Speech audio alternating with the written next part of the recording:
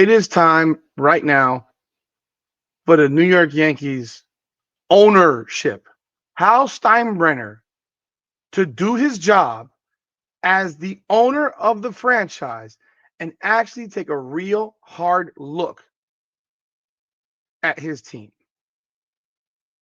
We need him to actually be like his daddy and be a little bit overbearing now because you know what? The patience is gone. 8 years of the same BS. 8 years of it. I don't want to watch it anymore. 16 years since the Yankees last won a world championship. 16 years. That matches the streak that I had to endure as a kid, for which I never understood the Yankees winning anything until I was in college. Because when I was a kid, they never won. They weren't even competitive. The trash 80s, where they had a few winning seasons and a lot of shitty seasons. That's what I grew up to. I had no knowledge of the Yankees winning or making the playoffs as a kid, ever. Until I was 18 years old. And we finally did it when I was in college. We made the playoffs the year before. And when I was in college, we won the world championship. We won the World Series of the Atlanta Braves in 1996. But Hal Steinbrenner has to make some real decisions now. Because the BS that we have to keep on watching every year has grown tired. It's really grown tired. And a lot of gutting of this team needs to be done. We need to cut the crap. They need to revamp this team. And if that means that they don't don't make the playoffs next year, then so be it. But something has got to change. In fact, a lot of things have got to change. I'm going to give you the list of what I think needs to change this year. Because I can't watch much more. I'm going to watch, but I can't stomach much more of this crap. It's like, what's insanity is doing the same thing over and over and over again and expecting a different result. Stop doing the same shit over and over and over again and expecting a different result. But they keep doing it. They keep doing it.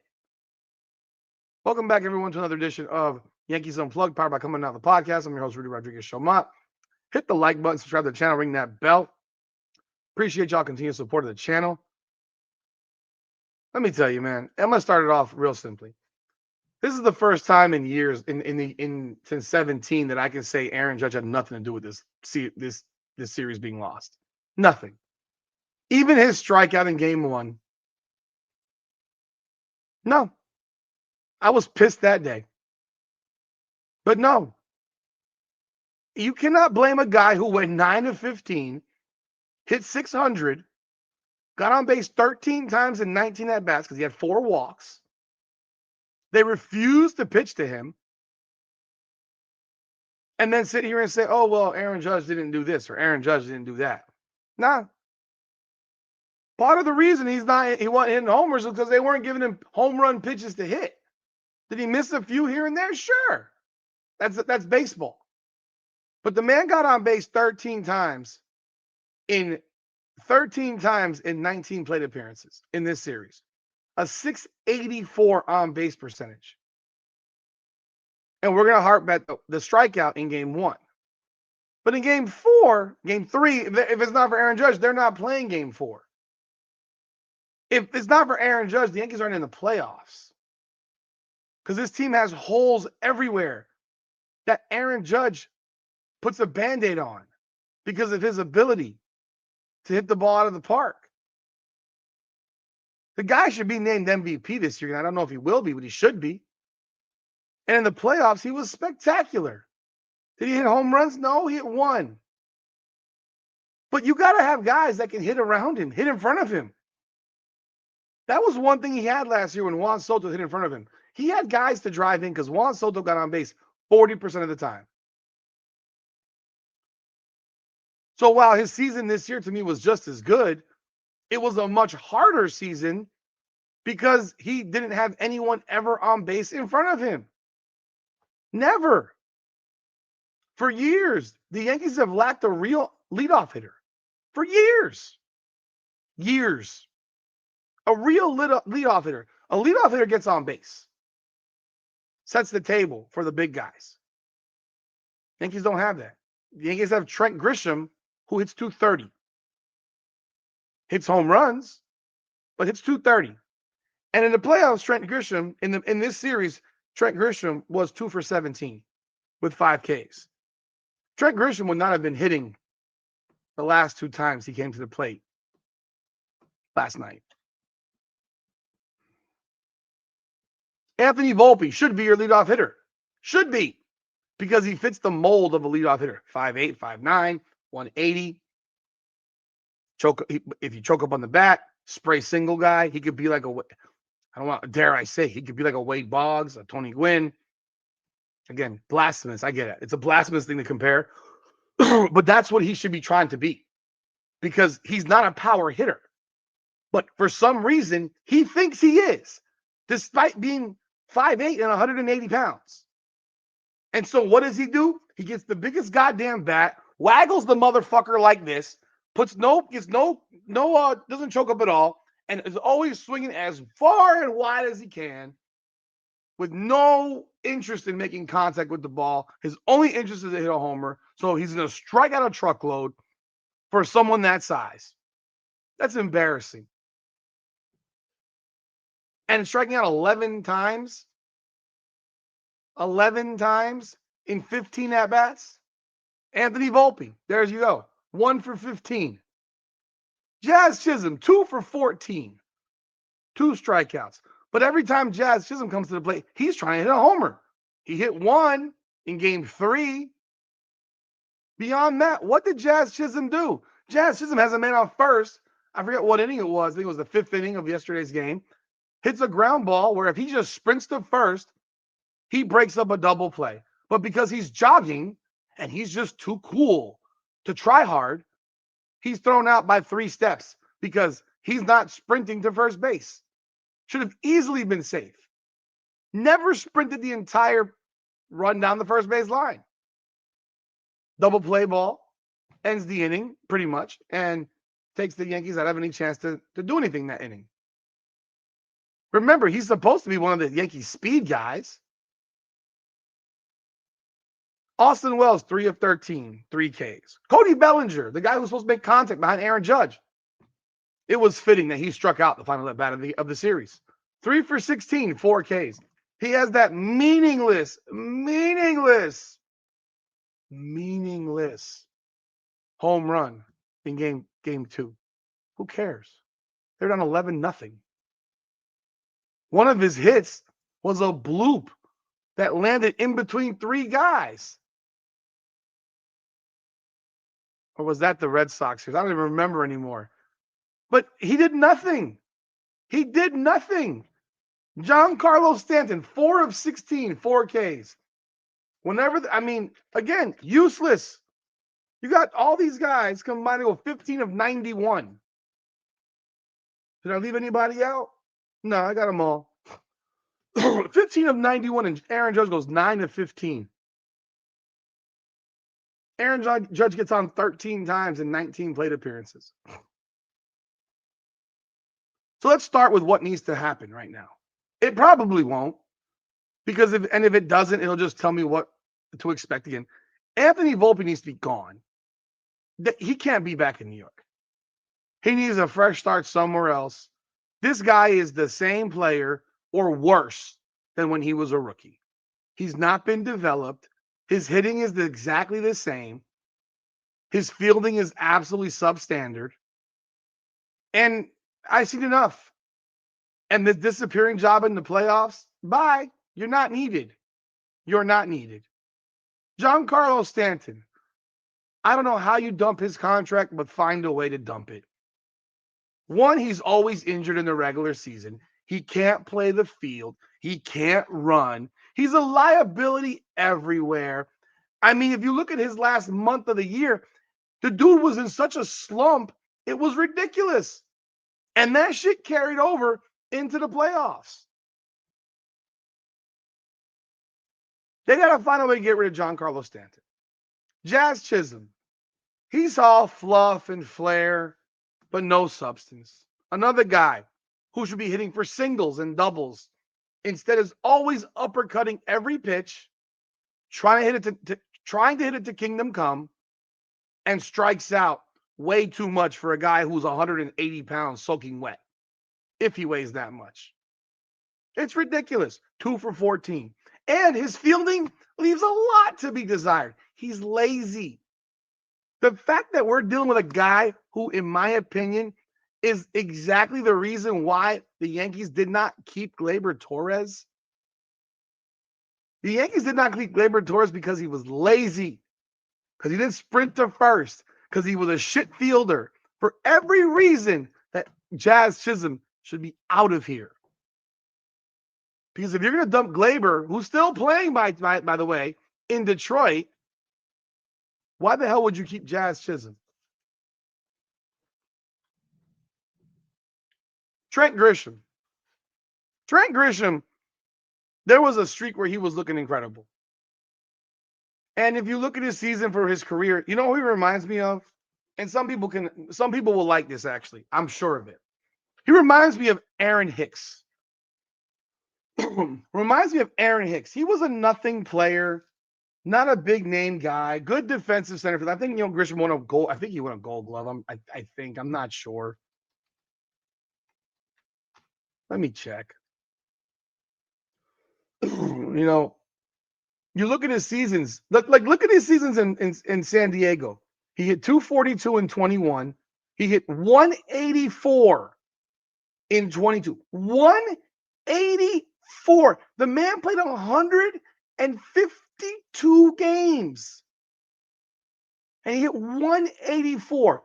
He hit 198 in 2023 in 153 games. Like, do you understand what you're sacrificing as a team for a guy who is so bad at the plate that he still starts because he's a really good defensive center fielder? Yes, he won the Gold Glove in 2020 and in 2022. Oh yeah, 2020 was a 2020 was a whatchamacallit season. He had 251 that year. That was a COVID year. So the man's won 2 Gold Gloves. Then he comes to New York last year and he plays 76 games and he hits 190. 190. So we didn't have any kind of real expectations for Trent Grisham. But he surprised and he hit 235. But he hit 34 homers and 74 RBIs. Like, this guy had the best season of his life. Of his life. Kind of reminds me of Aaron Hicks when he had the best season of his life in a Yankees uniform.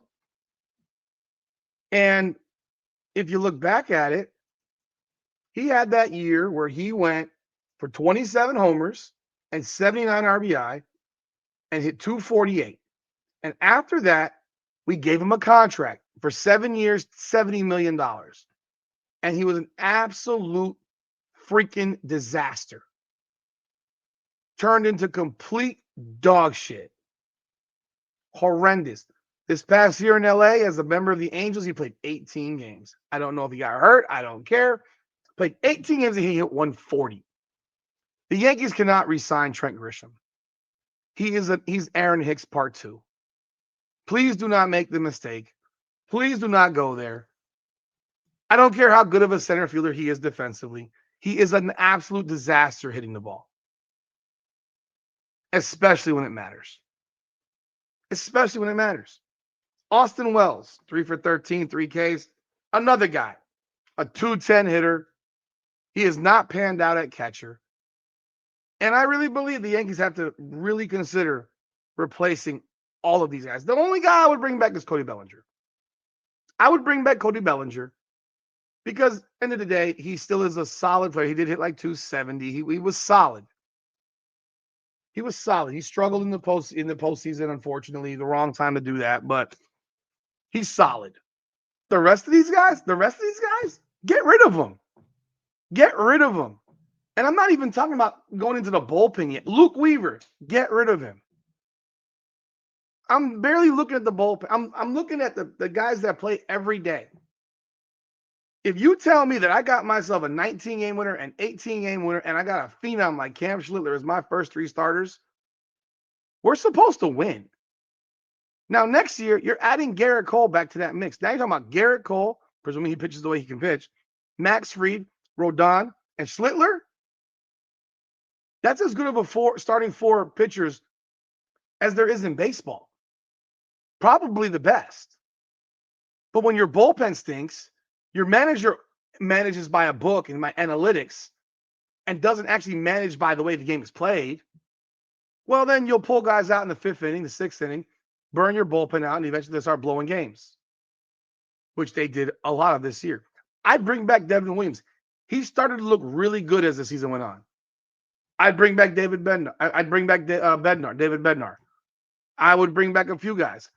But those 5 right there, Stanton, Jazz, Wells, Volpe, and Grisham, hit the fucking road, man. Hit the fucking road. You can replace all of those guys.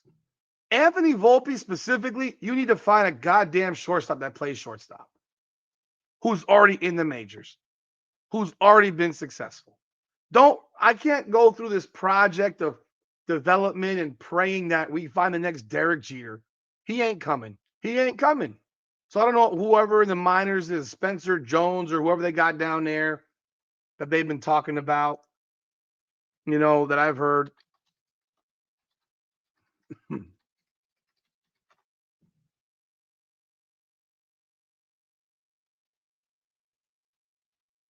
Whether you're looking at George Lombard, Dax Kilby, Caden Kent, these are 3 of their top 12 prospects who all play shortstop. I don't want to hear it, man. Bring me one that's ready to play. Aaron Judge is going to be 35 years old. 35, 34? Aaron Judge. How old is Aaron Judge? Something like that. So you have to win now. Like there's no lengthy period of time. You're going to blow this man's entire career. Like the fact that I'm thinking about this man could end up being the next coming of Don Mattingly and never win. And never win despite the fact that he's won and gotten to the World Series. Mattingly never had the opportunity. Never even had the opportunity. But for fuck's sakes, I mean, Aaron Judge, this he's getting there and they're just coming up short. He's 33, so he'll be 34 years old next year. He doesn't have a truckload of years left. I mean, yeah, he has a contract that goes forever, but at what point do you start to see a regression in Aaron Judge's game? 34, 35, 36, maybe 3-4 years? Maybe 4 years? If you get 4 more years of 50 homer Judge, bro, I mean, you got to win. If you get a 5th, you're not going to get 6. You're not going to get this guy hitting 50 homers when he's 39 or 40. His bat speed's going to slow down. He won't be the same player at 39 that he's at 33, 32, 34. You got to get it done. So you need to bring up a guy like Spencer Jones to play in your outfield. Cut the bullshit. You need to start using Jason Dominguez or fucking trade him. The fact that Jason Dominguez, they would not trade him, but then they won't use him is diabolical. You won't trade him, but you won't use him. Then why have him? Teach the motherfucker to play in the outfield. Teach him to, because those 8 games when he first came up before he blew his elbow out, the man was tearing the cover off of the ball. I know it's a very small sample size, but he's never looked like that again. I don't know why. Or maybe it's because you don't play him to find out. Austin Wells, find me a fucking catcher, man. Let Ben Rice play catcher every day. Let him play catcher every day. Find me a first baseman. If it's Paul Goldschmidt for another year, or he's our everyday first baseman, which is probably what he should be because he's our best defensive first baseman. But Austin Wells stinks, bro. He sucks. He's not good. Another guy who hasn't panned out. Jazz Chisholm. Again, find me a second baseman who's been playing. I don't want a 20-year-old kid up here. Find me a guy who's been playing. The Yankees don't even have a second baseman in their entire farm system in their top 40, top 30 prospects. Outside of George Lombard, who's a shortstop and second baseman. So find me a second baseman. Last year, you could have gotten us Alex Bregman. You didn't do it. How many platoon situations can you have on your team? For fuck's sakes, let Caballero start as shortstop. Let him lead off. If he hits 270, that's a win because that guy's going to get on base and he's going to steal bases. We really missed Osvaldo Peraza. Osvaldo Cabrera. Missing Osvaldo Cabrera when he broke his leg, that was a big-time loss this year. People don't recognize how big of a loss that was. The energy that guy brought, his ability to play every position. I mean, he could play every position for the Yankees. Outfield, infield, catcher. He could do everything for that team. And when we lost him, that shit hurt. But yeah, and Stanton, man, just throw him away, man. Fuck, you can find a DH. Like, anybody can be a DH. Anybody can be a DH. I mean, I don't want to see I don't want to see any of these guys. Only guy that bring back is Cody Bellinger. The rest of them, hit the fucking bricks, man. Hit the bricks. You failed. You failed. In the year that Aaron Judge performed, you bums couldn't even fucking hit 220. Like, listen to these. Let's look at these numbers. 15 of 91. These guys hit 165. They couldn't hit 220. Like, can you understand that if they hit 220, the Yankees probably win the series? That's how crazy this shit is. They probably win the series if they hit 220. They definitely win game 4. They probably win game 1. So they probably win the series hitting 220 in 4 games. But no, you got the only guy that hit 250 was Stanton with 4 of 16.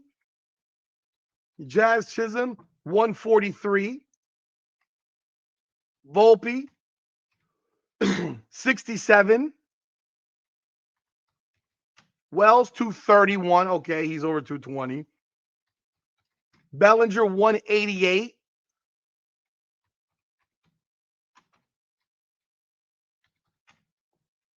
And Grisham, 118.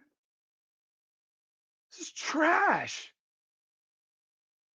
It's trash. And you want to bring these guys back? I've seen enough. I've seen enough. The fact that there are people out there who believe that the Yankees have made adjustments over the years are crazy. They bring the same type of non-contact hitting lineup. There's a reason the Blue Jays won the series. They put their bat on the fucking ball. They fouled off pitches. They made the pitchers work. There was the bat yesterday. I forget which guy it was. Dude had 10 pitches from Cam Schlittler. Forgot which guy it was. It was the guy who was at like 190, who hit 40 homers last. I forgot his name. But he had like a 10 pitch at bat. Guys were fighting off pitches. Cam didn't get guys that swing and miss. He didn't get a lot of strikeouts largely because those guys are hard to strike out. They're not an easy punch out team. They will fight. They will battle. They will claw.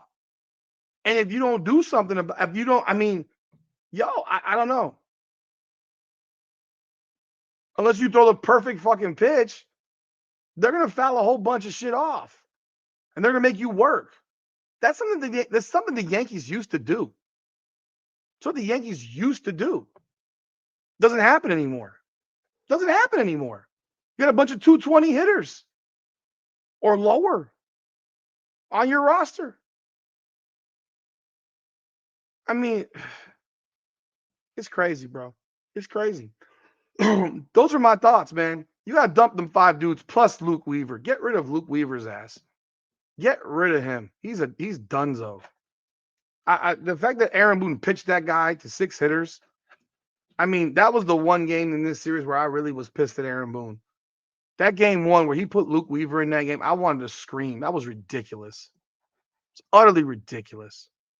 Made no sense. Zero freaking sense. He gave game one away so badly with that decision. Zero freaking sense. None. It was preposterous to see that for that call to be made in a game that they lose 3-1. They lost 10-1. But when they put him in the game was 2-1. And he proceeds to get bombed. He gets bombed. That's all I got, man. Y'all let me know y'all thoughts in the comments. What do you think of what the people that I mentioned that we should get rid of? What do y'all think? Hit that like button, subscribe to the channel, ring the bell, leave a comment. Let me know y'all thoughts, man. It's Yankees Unplugged here, powered by Come On Now the podcast. Come on now.